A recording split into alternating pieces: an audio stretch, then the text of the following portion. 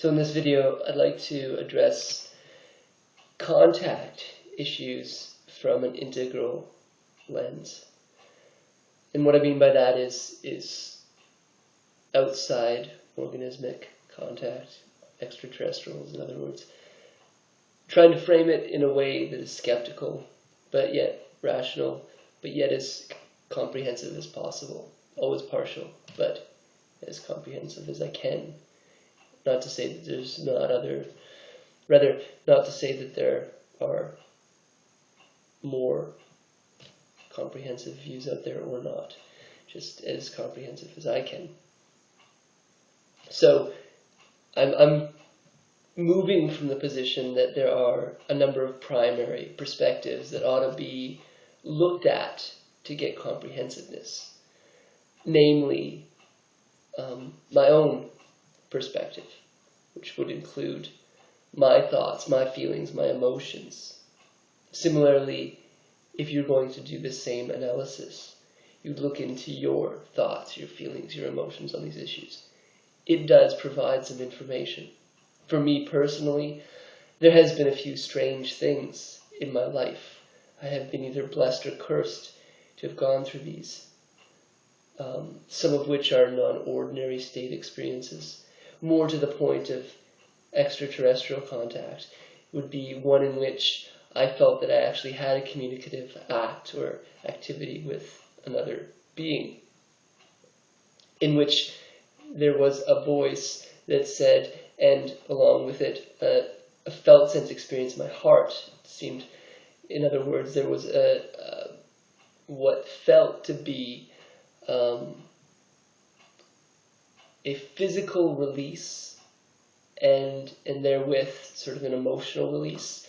And then I had this kind of voice speaking to me that said, roughly, I've not got the chance to speak with humans. This is exciting for me. I have something important for you to listen to. And I said, what? And it was just in my mind. And then it came up with some dates. And then I said, I don't believe in astrology. And then the voice stopped. So that was the brief sort of contact. There was, I guess, a little bit more to it, but that was essentially it.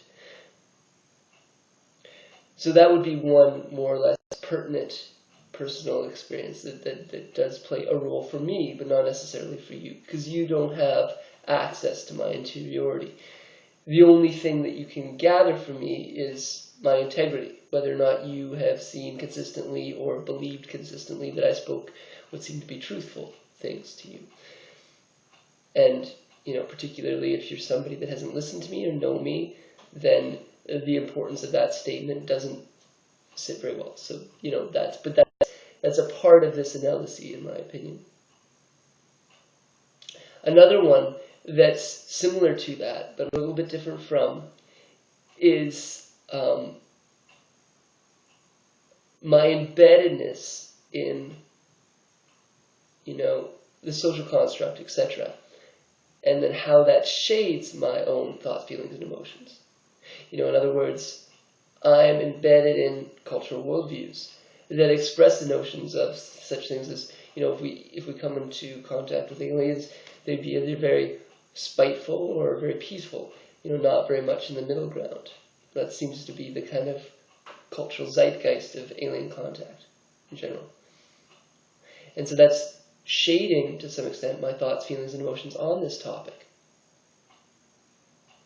Now, again, similar to, but different from that, is our actual we space orientation. That is to say, the space of people that I interact with. Now, in that communicative act with that extraterrestrial, you could say that I had, for a brief moment, a we space, or what seemed to me, personally, to be a we space connection. Now, that could just be a psychotic break, or it could be something non-ordinary that has nothing to do with an alien experience. To be logical, to be rational, you have to hold those possibilities, in my opinion. There's really, in many regards, in reality, nothing absolutely conclusive, but, there's these degrees of things that we hold as more conclusive and less conclusive, and therefore, again, to be rational, we try to hold the more foundational things that seem to have stood the test of ground as our foundations.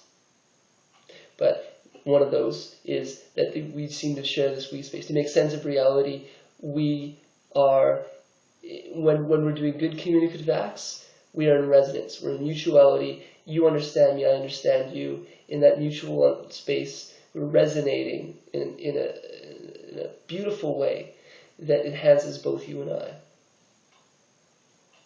And so even though, for example, I might not have momentary contact, that is to say emotionally or mentally, with these other beings if they're out there, we nevertheless are sharing a sort of we space. But it's held now, we'll go on to the next one, in a sort of him, it, her sort of sense. We're speaking as to them typically as though they're an object. And that is a mostly irrational thing to do unless you are, perhaps, someone that can channel them. And then even that, there's suspect things that go along with that. But so, again, given the complexity of evolution, and I would say that, we live in a complexifying universe, so it makes sense that someplace on in this universe there would be a place in which development would reach one level of comprehensive, logical kind of thinking, because it does seem like the unfoldment process, the telos of nature is one in which complexification happens, and that there's sort of this general, even though we only have this planet at this moment to really be quite certain of this process, this general expansion of complexity and consciousness simultaneously. They're tetra-enacted. In other words, that our social dynamics, our cultural dynamics, our physiological structuring, and our psychological experience all complexify sort of together. So if these individuals, these beings are from another planet, there is good reason to think that if they're interstellar and so forth, their levels of technology and therefore their levels of cognition are greater than ours. And therefore we have to put this into, I believe, to some extent, a developmental context. So that, hopefully, if they've developed in a holistic fashion, they're going to have health in their body, they're going to have health in their emotive state, they're going to have health in their mental state, and similar to health in their kind of compassionate state, amongst maybe others. But, so in other words, if this process went well for them, then, we're looking at an interaction of higher complexity, and with it, hopefully, higher order and connection. There are some variables that I'd like to address briefly, and one of them is what does it mean if there's a sophisticated level of pathology in the system? In other words, there's a certain kind of complexity, maybe mentally or something like this, but yet in a certain area there's a great deal of pathology, say emotionally. Perhaps there's a break, therefore, that allows them to develop in a certain area, but then not in the other. And this seems like the more complexity that we get, the more possibilities of pathology. So in that sense, these higher domains of interaction are more ripe for pathology, perhaps. But if they can move through it, then without much pathology, then the power, in a very positive sense, of these beings would be so much greater than ours, in the sense of upliftment. Their capacity, therefore, to attract us into new comprehensive states and understandings. Also, there's a few things that we ought to address just generally, such as, we live in a finite world, it seems like, at least in this physical world. And, in that sense, there's only so many resources. And so it seems very logical that even if they have free energies and these sorts of things, particular kinds of resources, such as in Dune, where there's this dust that grants psychic capacity, whatever it might be, there's arguably particular resources that are scarce, and then those would carry with them, for those pirates of the universe, a draw to extract. And then those planets with great abundance of resources would be in more danger than those that don't have that in a certain way.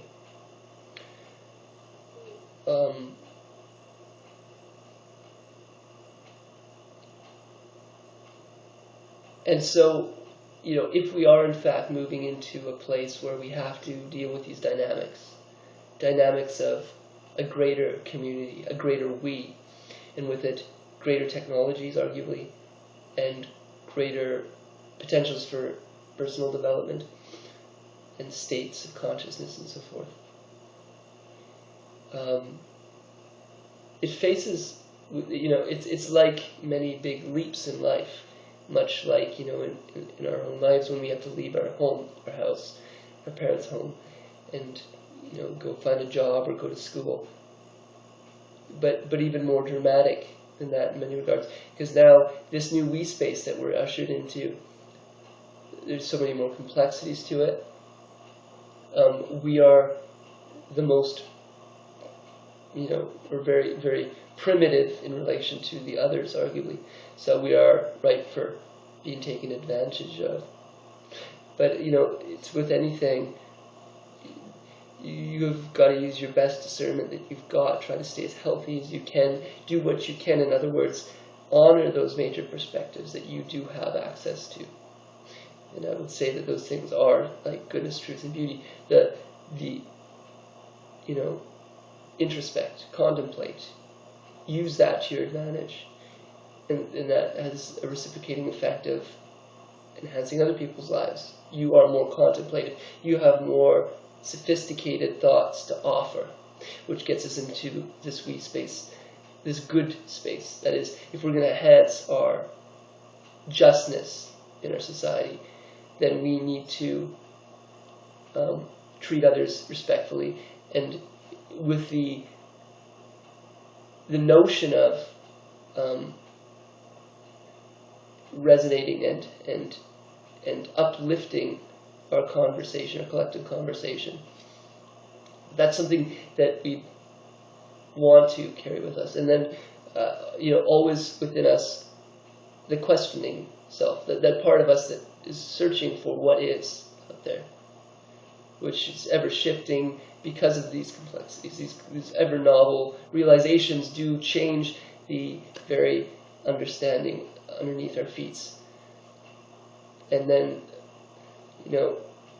there's also this emerging, I'd say, system understanding of our always ever interconnected reality physiologically, or much like the ecosystem. So, there's, with things like the technologies that are coming online, we're really starting to have the capacity to interface and interact in ways that were never dreamed of before. And this would be ushered in, I think, in the same way with the atmosphere of contact. Almost by requisite, we'd be looking at augmentations of how we think about time, augmentations of how we think about self and culture. But to decipher the health of all of these things we're getting ushered into, these major perspectives are groundworks. Are they being respected? Is the self being respected as a beautiful, subjective viewer? Is our interpersonal space being honored, enhanced? And are we seeing something that looks more truthful? That would be my suggestion on how we can move into a notions of contact. Blessings.